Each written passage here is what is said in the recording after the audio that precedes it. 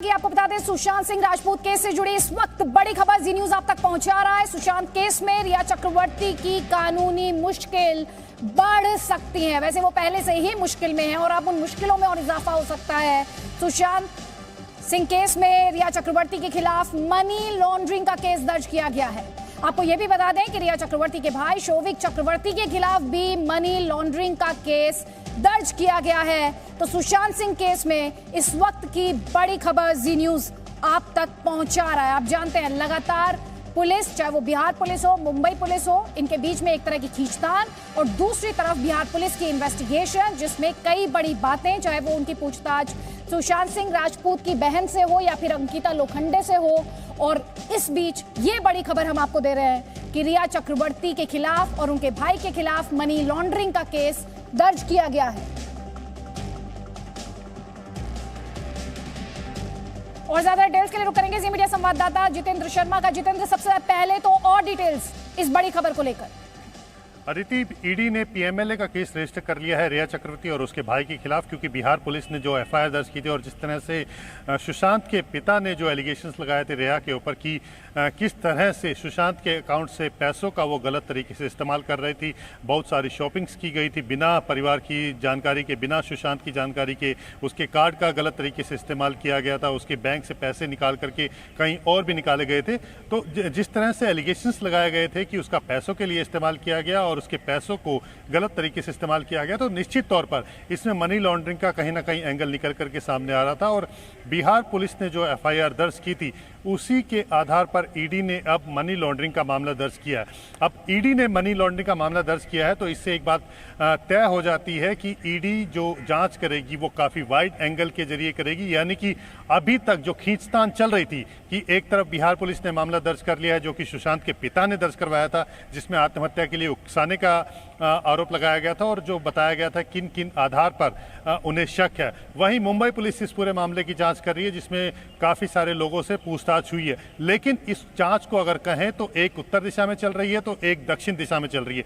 कोई भी concrete conclusion तक नहीं पहुंच पा रहा है और जिस तरह की जांच होनी चाहिए थी उस तरह की जांच नहीं हो रही है। और लगातार इसकी बात की मांग उठ रही थी कि इस पूरे मामले की जांच जो है सीबीआई को दे देनी चाहिए। लेकिन जिस तरह से महाराष्ट्र सरकार अड़ंगा डाल रही थी उसके बाद अब ईडी ने मामला दर्ज कर लिया। तो इससे हम ये कह सकते हैं अदिति कि ईडी जो पीएमएलए का मामला दर्ज करके इस पूरे मामले की जांच करेगी तो इससे दो एंगल जो है जांच के दायरे में आ जाएंगे। सबसे पहले क्रिमिनलिटी, यानी कि जो आपराधिक साजिश जो रची गई थी, जो अपराध किया गया, वो तो इसमें निश्चित तौर पर कवर होगा ही होगा जांच में। लेकिन साथ ही जिस तरह से पैसों का लेन देन था, यानी कि अगर गलत तरीके से पैसे, जिस तरह से सुशांत के पिता ने आरोप लगाए हैं कि बिना उसकी मंजूरी के पैसों का इस्तेमाल किया गया, हो सकता है कि सुशांत के बैंक खातों का किसी और तरीके से भी इस्तेमाल किया गया हो। तो यानी कि मिलाकर एक लाइन में कहूं जितेंद्र, तो क्या ये कहें कि अब ये पूरा जो मामला है प्यार से बढ़कर अब पैसे पर आ गया है?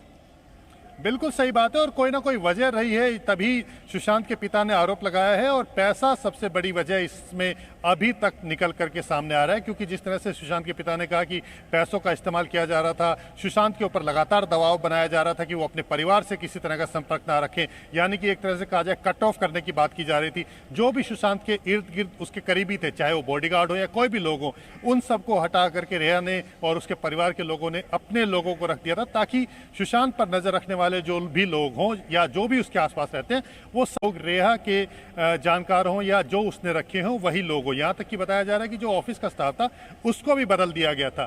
तो कहीं ना कहीं ये जो पैसों को लेकर के खींचतान है, जो जिस तरह से सुशांत का कैरियर काफ़ी ग्रोथ कर रहा था, हाई पर जा रहा था और अचानक से उसमें डाउनफॉल जिस तरह से बताया गया कि वो आया, तो उसके पीछे कहीं ना कहीं रिया को एक वजह माना गया है।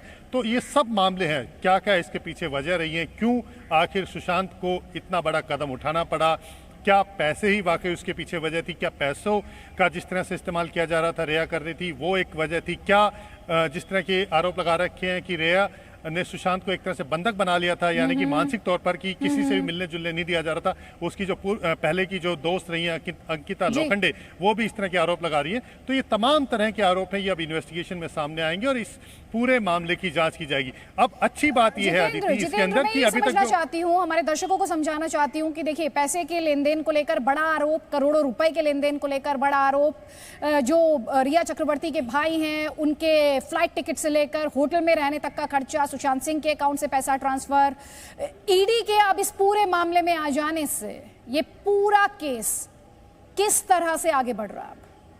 देखिए अब ये बात समझिए इसमें क्या बदलाव आया है?